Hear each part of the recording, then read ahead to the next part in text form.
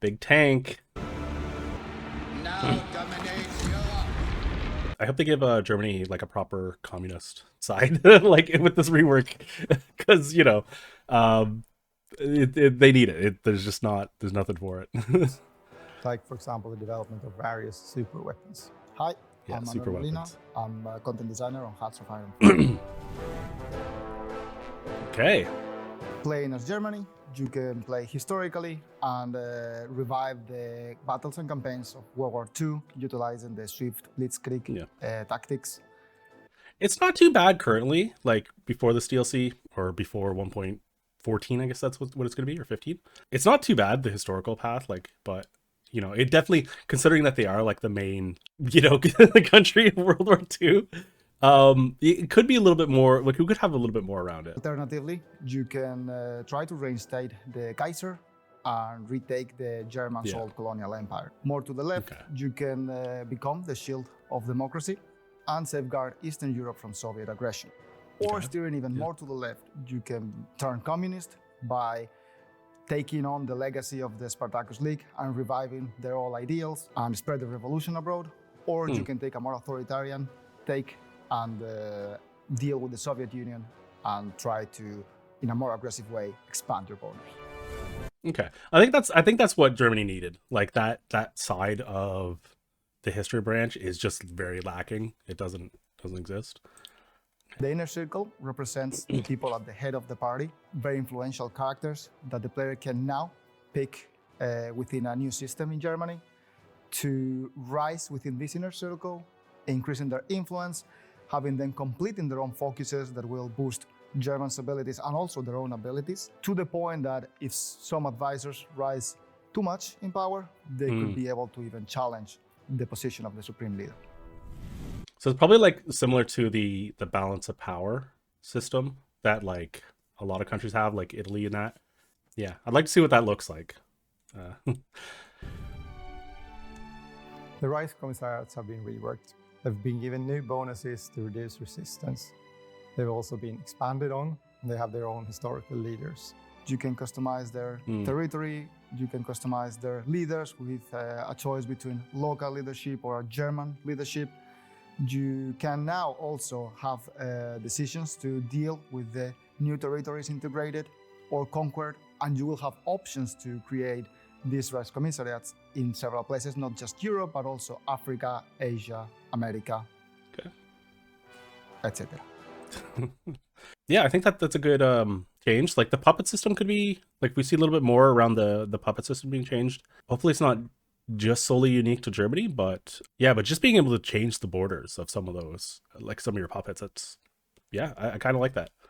Austria, okay.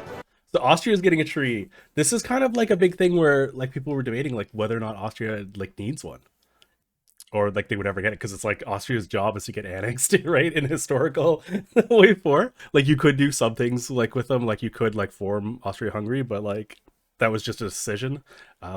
So yeah, seeing an actual Austria, okay. As Austria, first of all, you have to fight against the Anschluss.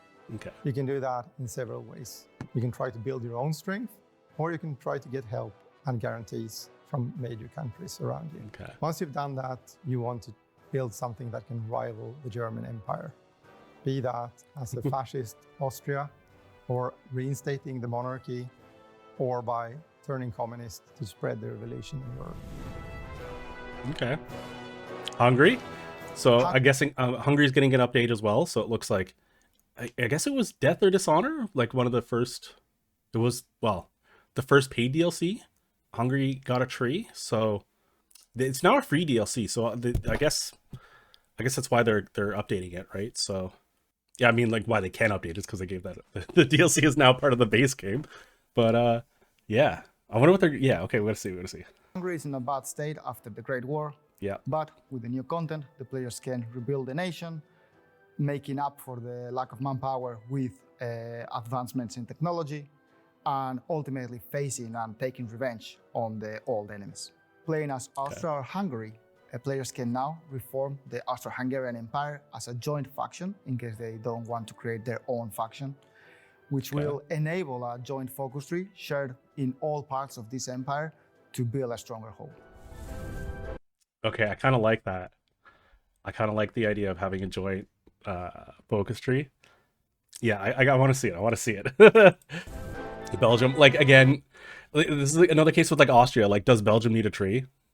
Like, I mean, it's nice that every country's getting a tree, but like, like Belgium's a speed bump, right? I'm sorry, Bitter Steel. Like, Belgium, come on, what are they gonna do? Safeguard the fortress of Eben and Mile. You as a Belgian player want to build a strong industry so that you can avoid becoming the battlefield of Europe once again. Internally, Belgium is not stable, and players Really? must find a path to keep You the don't country say. united in the turbulent times ahead. And there's also the question of the true sympathies of the King Leopold III. Yeah. Okay. What? Congo can now be Was there like? I guess I don't know too much about like what happened in sub-Saharan Africa, but like was there much stuff in the Congo? I guess maybe if you're adding Belgium, like Congo kind of makes sense, but and maybe like as part of like the German imperial stuff, like there could be things there. become a key part of the Allied war effort thanks to their abundant resources, but they can also break away from their former colonial lords and try to embrace democratic principles, achieve communist ideals, or even form a monarchy with a wide selection of candidates. It'd be kind of nice, like with the Congo stuff, if it like integrates well with like Ethiopia and like because like I mean, it'd be kind of cool if your alt history options were kind of like to do the African Union type thing. So I hope that like kind of integrates and plays well with each other. Yeah, I'm interested to see what they do with the Congo. All right, this is like the main part of the DLC, right? The special projects. So, you know, what like kind of like the, you know, ancient alien craziness stuff. Like that's kind of what we're all expecting, right? We're expecting like you know, like these bombers, like the America bombers, and like the massive tanks, and like like the land ships, and you know, like having the ability to do like nuke projects, and like maybe something more expanded to that, other than just being like 3 researches that you've got to do. Let's see what they say. Special projects represent the research and development of very experimental technology, super weapons, devices that can really change the outcome of the war.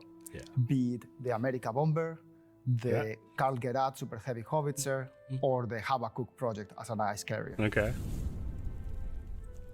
So yeah, we'll just have to see what that looks like. Yeah, I mean, like what is the like? Is that going to be unique a bomber to Germany, that they get like a super range bomber or something, or like are we gonna get, I don't know, like what does that look like, right? Like okay, so I've said this before, but like Warfare doesn't have a whole lot of like mechanics around raiding. They did recently in the last update. No, in Arms Against Tyranny, they added the special forces of Marine commandos that could land and retreat.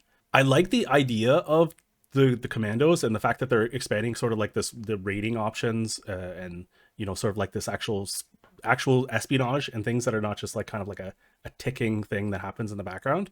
I wish commandos were a little bit different in the sense that you could use Marines if you had that tech. I kind of don't like how it was implemented, because like the amount of XP that you got to use to actually get commandos, that mechanic just ends up not being used. So I'm hoping maybe this is expanded a little bit. Maybe there's like an actual raiding function where you can actually do operations against like key targets, like take out like a radar system or something, you know, to like actually soften coastal forts or something, like things like that, right? Like yeah, we'll see what they say here. Raids are precision strikes against specific targets, such as major oil fields, dams, or experimental facilities. Hitting actual resources might actually be cool. Yeah. Is developing super weapons. They take a long time to plan, but if executed properly, can seriously hamper your enemy's plans. Yeah, because I could see like if you're like when you're doing the battle for Britain, right? The UK has radar over southern England. If you could take that out, you can actually get you could improve your odds like in terms of like your exchanges. So actually like taking out radar systems, or taking out like oil fields, or having like oil fields being disabled, that might be really useful in terms of like game mechanics. So with the release of Götterdämmerung, we're going to be trying something a little. Okay, he said it. Götterdämmerung. Let's hear it again. With the release of Götterdämmerung, we're going to Götterdämmerung. I hope he's pronouncing it correctly. With the release of Götterdämmerung, we're going to be trying. Götterdämmerung. Oh my god. I'm sorry, guys. Like, yeah. I hope that's good enough, because that's what it's going to sound like from here on out. That's how I'm going to say it. Götterdämmerung. I apologize. Yeah, I mean, it's nice that there's a roadmap of like what's coming up. So it looks like there's also a new country pack. He said. And German. Okay, here let me just list this off. So it looks like we're getting. Okay, so Austria, Belgium, Congo, Hungary, and Germany. Okay, so you're getting 5 countries, and the expansion with whatever new mechanics or whatever they look like, and then it looks like there's also going to be a country pack, which is coming out probably like Q1. So January to March. You know, this was Graveyard of Empire, so it was Afghanistan. Hold on. So Iraq, Iran, Afghanistan, and the British Raj. Okay. I mean, this is an area that did need to be updated. So yeah, I don't know if 20% is going to be enough for it. Also will be able to suss out how much the country pack will cost too. So what do we got here? We got new focus trees, inner circle. So like Germany's getting probably a balance of power update. Hopefully it's like nice and good. Hopefully there's a bit to it. And hopefully it's not only the historical one. I hope you could do it on the other branches. We got the new puppets or expanded pumping mechanics, maybe for Germany at least. Austria, Hungary, Belgium, Congo, special projects, which is kind of what we were expecting this whole DLC to be about, and then a rating mechanic. So I want to see what that rating mechanic looks like personally, but yeah. All right, I'll leave a link in the description for the trailer so you guys can watch this yourself, not cut. Let me know what you think about the upcoming DLC. It looks like we got a date now, November 14th, and apparently there's a country pack. So if there's any new information about that, I'll probably be talking about it. But yeah, bye for now.